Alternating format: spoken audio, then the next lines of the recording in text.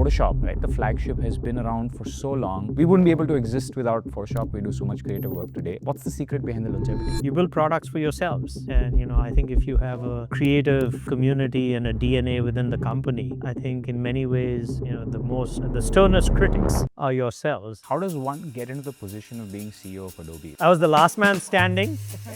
What is the career path to be where you're at? What has that journey been like for you personally? If I go back really a long way, Varun, I wanted to be a journalist growing up. I did not want to be CEO. I just wanted to build great products. I saw that you had recently said that in India, creativity might be the next IT boom. I want to know more about your thesis on the creativity versus IT piece. We have this saying at Adobe where everybody has a story to tell. How do you not piss off like an entire legion of artists by going overly generative, but also how do you continue to stay relevant? Because if you don't do that, somebody else will counterposition and say, well, we're the generative only suite. If you use the Firefly models, we said we're the company that has to respect and champion the intellectual property rights of the creative professionals. When did you know you were going to be CEO? Like, what was that moment like?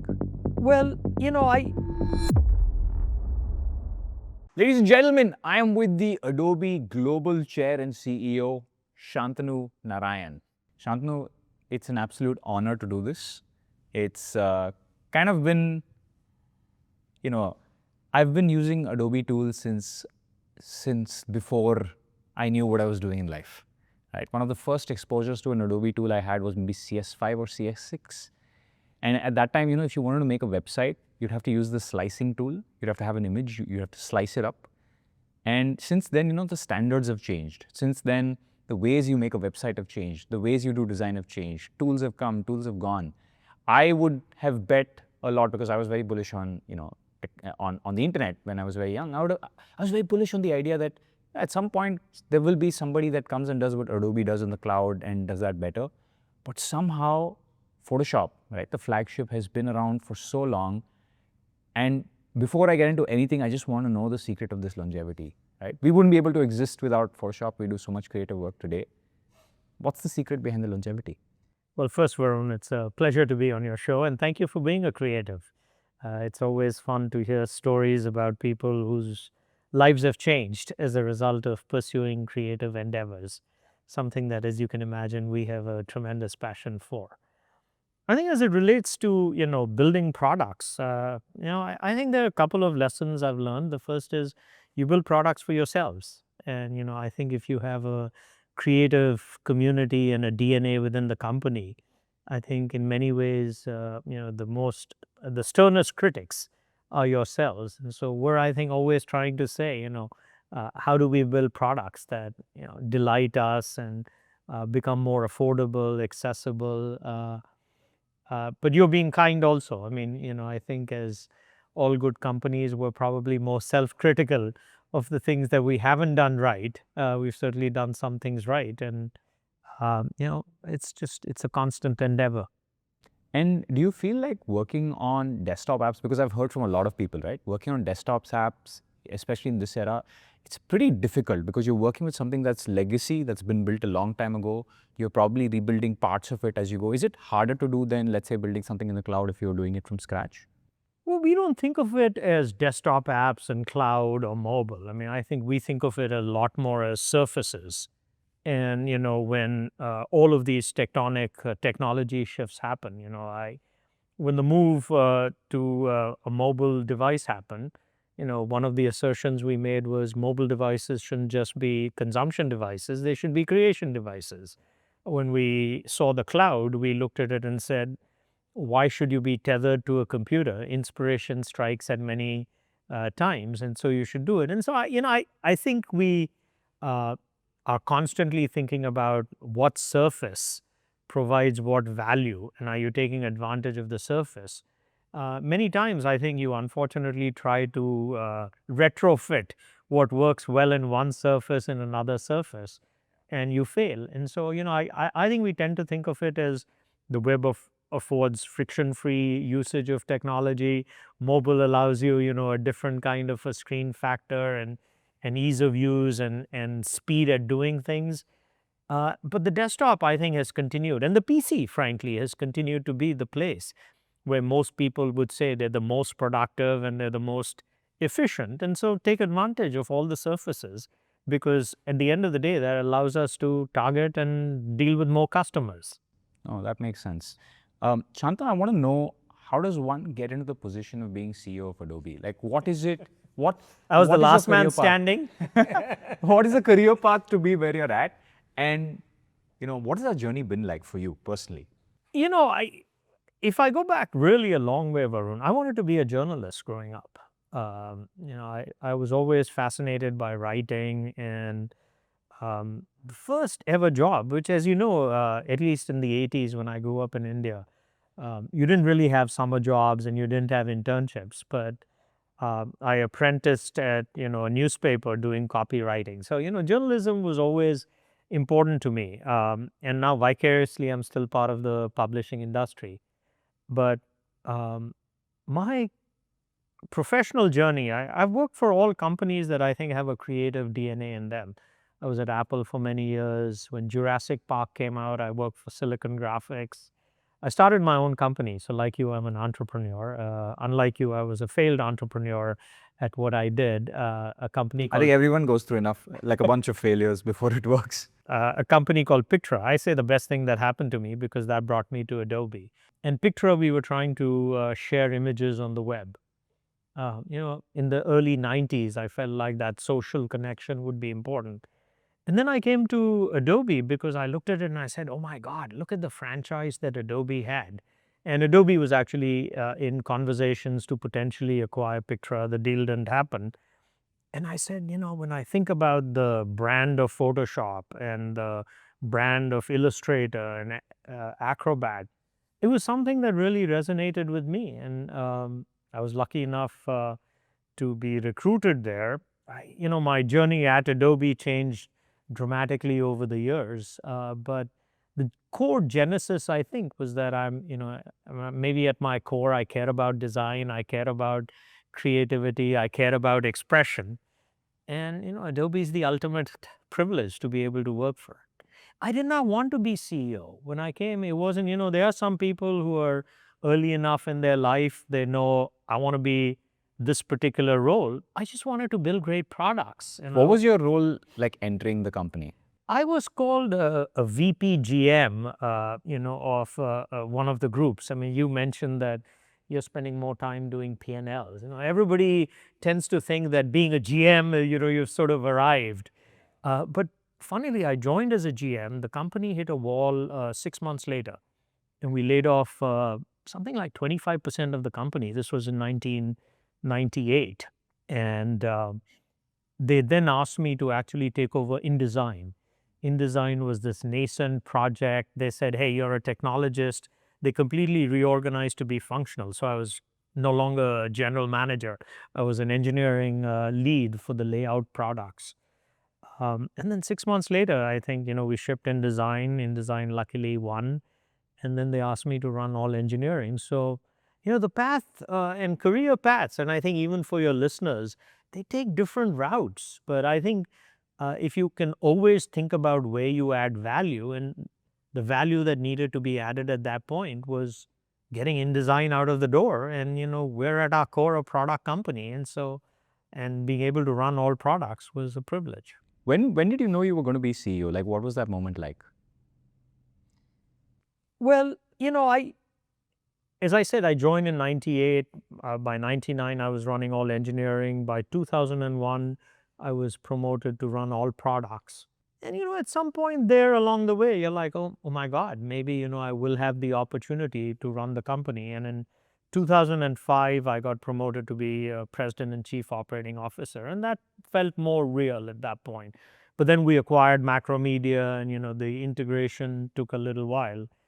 Um, but, when the two founders, who unfortunately have both passed, both brilliant, brilliant, brilliant people, John Warnock and Chuck Geschke, when they told me that the board had decided that I would be the next CEO, I mean, professionally, without a doubt, it was the most, honor that I've received in my career, and something that I cherish to this day. That's a crazy story. In our own company now, we do thousands of videos a month. We never thought we'd get to this scale, right? And Generative has really been the backbone, everything from avatars to just the micro advantages you get from using generative, right? It could be as simple as generative fill, extend the frame, right? It's just so many small things that have really made our life easier. We do content for 10 of our own channels, 40 client channels. And it's almost like in India for content, we've kind of become the port of first call, but we never imagined such a large opportunity to be there here, right? And we can see now that there's no end to where the opportunity is, right? And I saw that you had recently said that in India, creativity might be the next IT boom, right? I've started to believe it, but it's very hard to get the average person to believe this, right? Because they're like, well, IT's been around for a very, very long time, and creativity, well, it still feels like India would be, India's not there on the global stage yet. But I think generative really fills that gap. I want to know more about your thesis on the creativity versus IT piece.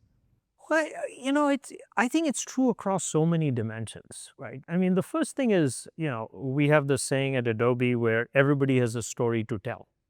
And so if you think about the fact that everybody has a story to tell and they want to tell their story, at the end of the day, that's in a way your addressable market for the world, right?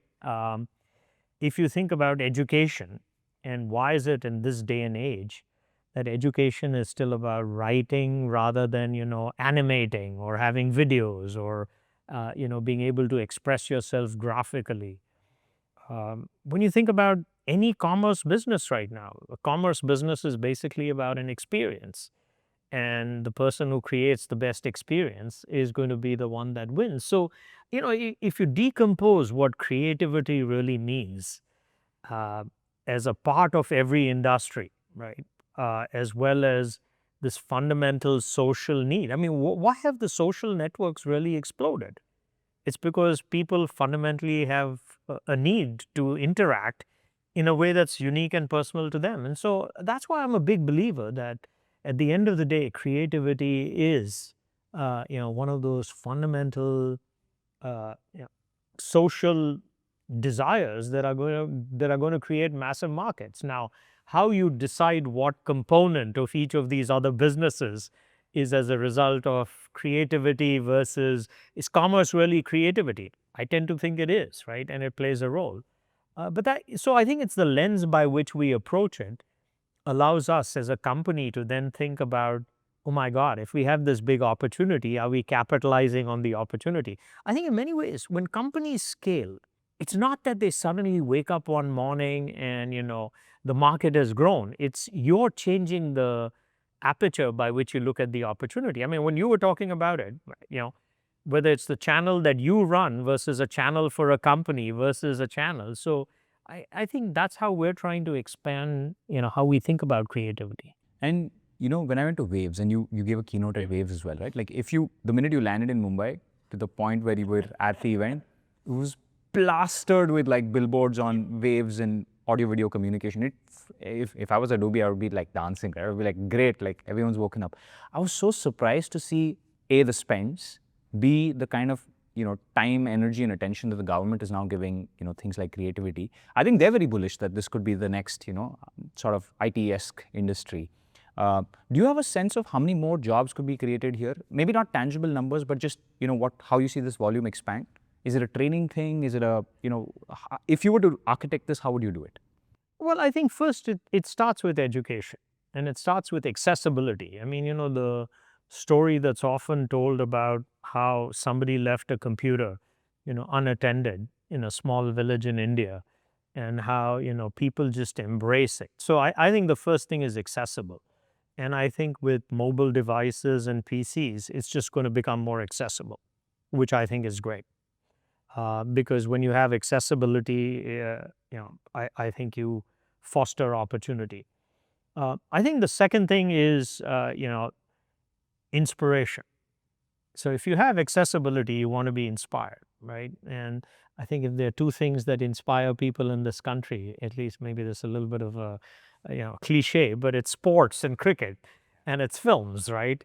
And both of them, are inherently also experiences that you do. And so I don't know that I have a number. I know it's big. I mean, we have aspirations to, even in the education market, find 2 crores of people. And how do you, it used to be reading, writing, and arithmetic when I grew up were the 3 skills that people said were the way to improve your lot. Why isn't it reading, writing, arithmetic, and digital literacy with creativity a fundamental part of that? So if you think about it that way, then every single student with this skill now has an opportunity. If you're a small business, if you're a person working in the creative. So I think it's unlimited. Now, how much of that then translates into economic, GDP and the growth associated with that? I think that's work ahead of us. But what I was really impressed with what the government was doing was to say, hey, this is just one of those fundamental things that if we do right, we're going to foster a new generation. I know they've always been enamored with the animation industry and the graphics industry. The publishing industry still in India is probably the most lucrative publishing industry in the world, right? And so but I think it solves these fundamental issues of education, of opportunity. And so I think it's immense. Yeah. I have a question around generative AI. And I often say that somebody was asking me this the other day, and I said that it's kind of a tough spot to be in Adobe's shoes right now, mainly because there's two clear audiences here, right? Or maybe that's the general subset of two audiences. One who will adopt everything new in generative AI. They want it. They want to speed up their workflows. They probably have a lot of work on their plate and they want to move forward. There's also a group of creatives that is a little bit anti-generative, right? And there is a line that they draw, which is, well, generative fill is fine, but if you're using, something which is completely AI generated, that's a problem, right? So it's hard because you can't end up building two product suites, right? One with generative, one without generative. So how do you see this? How do you not piss off an entire legion of artists by going overly generative, but also how do you continue to stay relevant? Because if you don't do that, somebody else will counterposition and say, well, we're the generative only suite. I actually think Adobe has done a phenomenal job of addressing that upfront. And part of what we talk about as a company is it's not just the technology, but it's the responsibility that we have as one of the larger companies in this space to speak on behalf of the community. So I'll geek out for a little while. First, as it relates to our models and the models that we've created, as you know, we were the company that said we're only going to create these models based on licensed content. Very unique, very differentiated. And so if you use the Firefly models, we said we're the company that has to respect and champion the rights, the intellectual property rights of the creative professionals, which is why we do it. We have Behance, as you know, it's one of the largest, if not the largest creative professional network in the world. But we did not train on that because we didn't have rights to do that. So first, we made a very strong statement of what we thought about intellectual property. Now, I think that appealed to the community because the community said if there's one company that's speaking up for the rights of, and I think the courts will eventually have to opine on some of this stuff, but we make that stance and we actually have stuck by it. I think so how do we think about it in terms of product strategy? To your point, we have such a wide variety of customers. Consumers who want to use a product like Adobe Express, they probably don't need the flexibility of multiple models. So they're just like, I fear the blank page. The real beauty or the benefit of generative AI is that most people, when they have something that they want to create, they fear the blank page. Whereas being able to have a conversation and have that process kicked off, either with a template or with a conversation, enables them to, be more productive.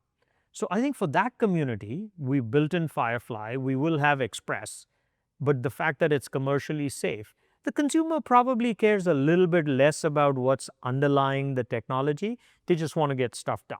The creative professional, on the other hand, as you know, we started off with for generative fill or generative extend, we only had Firefly support because we were convinced that that was the right way to serve the creative community. With enterprises, the largest enterprises in the world are partnering with us because they don't want their content ingested by people who don't respect intellectual property. So we've created custom models for them.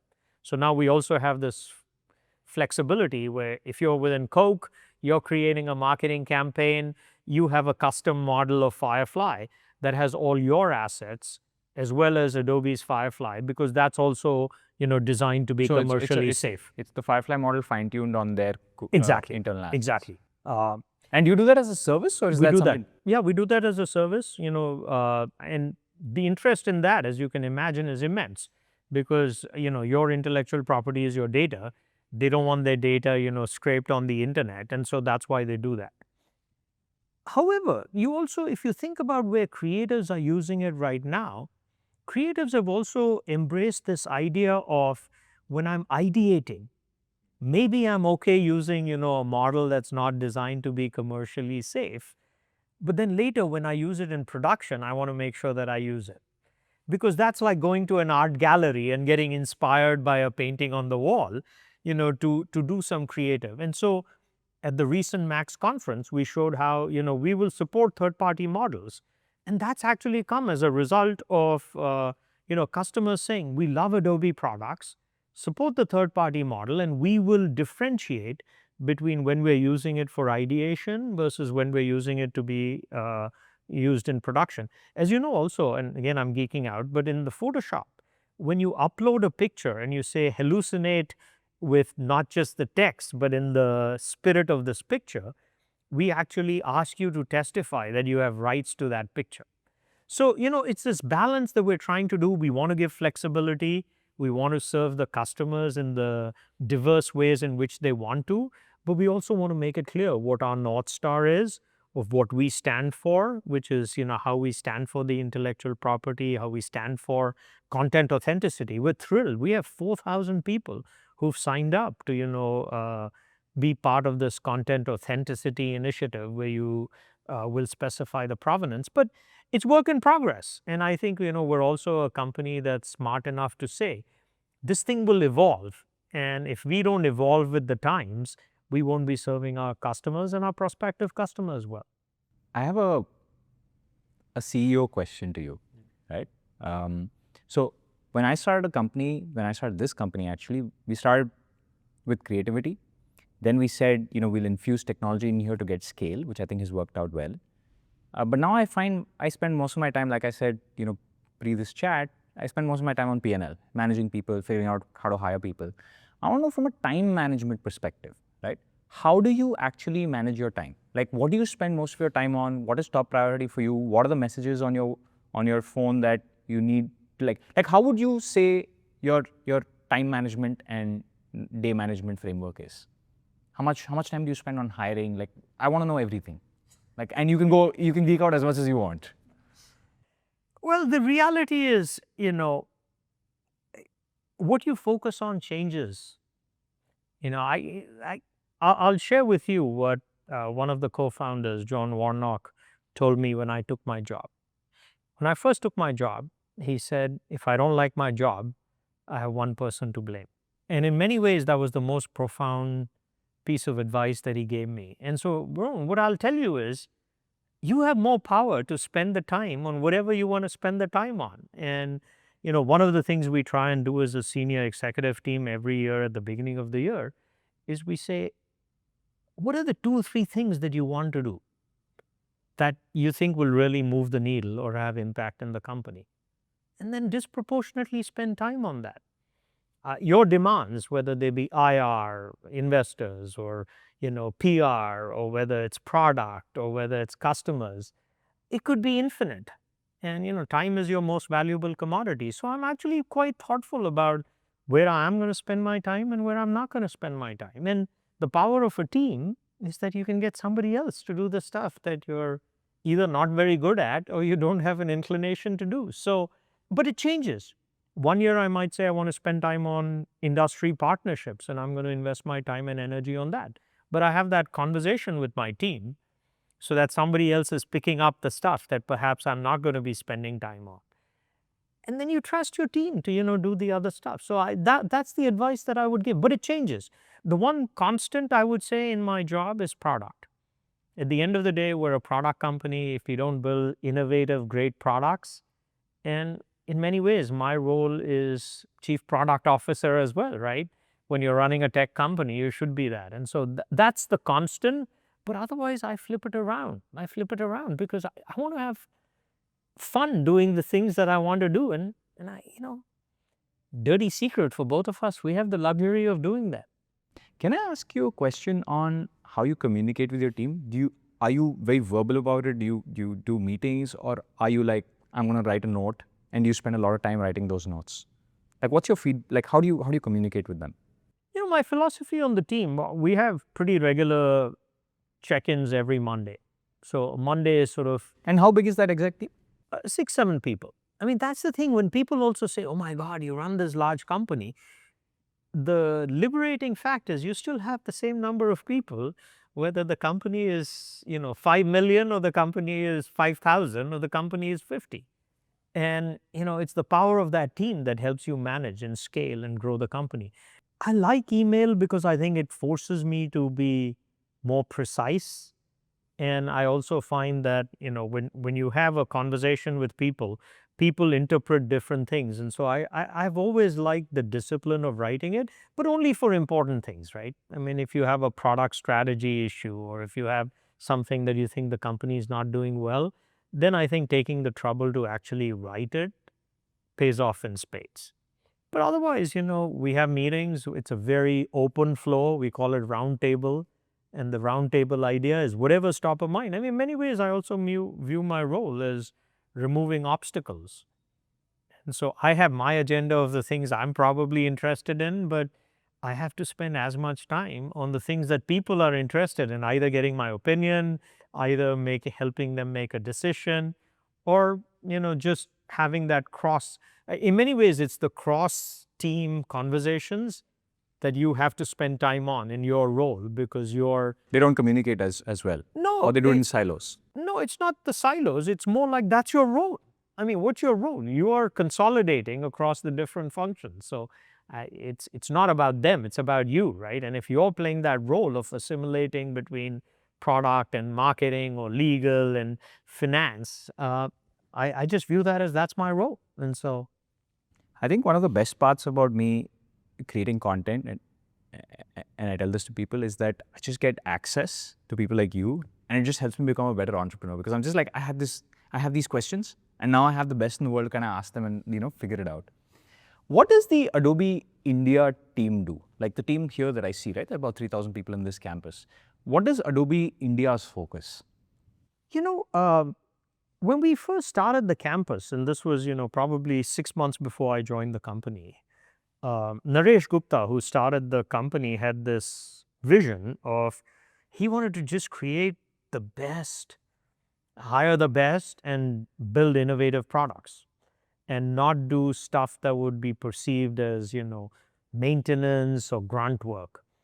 And that stayed true. I mean, part of what strategy is, if you can't articulate the strategy in a few words, it's probably too complicated. So we've always believed in Adobe India. I mean, apart from the sales, because India is a big market. But if your question was around what does the product team do, it's all about product innovation, and therefore they're involved in every major product. In fact, we run an entire business. Abhigyan Modi, who runs the India office right now, he runs the global business for Acrobat and PDF. And so, time is not really, I mean, and time and location is not how you run stuff. And so, but we do fundamental stuff from, I think we filed the number of patents that are filed from this place has always been off the charts. But it started with this germ of an idea of, hire absolutely the best and create a differentiated product group that believes that their job is building innovative products and ownership. And, when people feel ownership, then you're not holding them accountable, they're holding themselves accountable. And it's thrived because of that core sort of way in which the company was formed. I have one last question for you. I think you've been generous with your time. I have one last question. My wife actually runs a video editing school, and she said one of the biggest requests they had was, a youngster who is for the first time getting into some of the Adobe tools, especially in India. There's been this request of there needs to be a low-cost, easy way for them to get in. And they will be the biggest champions and influencers of Adobe inside the orgs once they get placed, because the school also does a lot of placements. Do you have a plan to ever do a lower cost, easier way to get in sort of product for, Premiere Pro at least? Well, there are two ways I would, interpret the question. The first is we want to make sure these products are easily, the on ramp to the products, we want them to be as simple as possible. And so I think, again, the fact that we have the spectrum from mobile apps to web-based apps to desktop apps, we have actually made them way more accessible. The second thing is educational pricing, and finding ways to have educational pricing. Not enough people know about that actually. And we should market that better. And we should market that better. And but clearly, I think this is an area that we need to do more. I think we've done a lot of great stuff, but making it affordable and accessible, because you're absolutely right. I mean, the folks that your wife is training are going to be the next generation creatives, and the more they are and the more they love Adobe software when they enter the professional world. I mean, the irony is that also happened in many ways when piracy was rampant in many countries. But when we moved to the cloud, we were incredibly surprised by how people were fundamentally wanting to do the right thing, And it for also the got value that cheaper. we're getting. And it got cheaper. And so that's a constant refrain. I think the mobile apps will be, we have freemium mobile apps, so you can do a lot of that functionality. But we will also follow up with your wife's video editing school to understand how we can serve them better. Awesome. Thank you so much, Shantanu. This was amazing. I learned so much. I've hopefully become a better, founder after this. And this is so enlightening. Thank you so much. It's my pleasure. Thanks for having me. Likewise.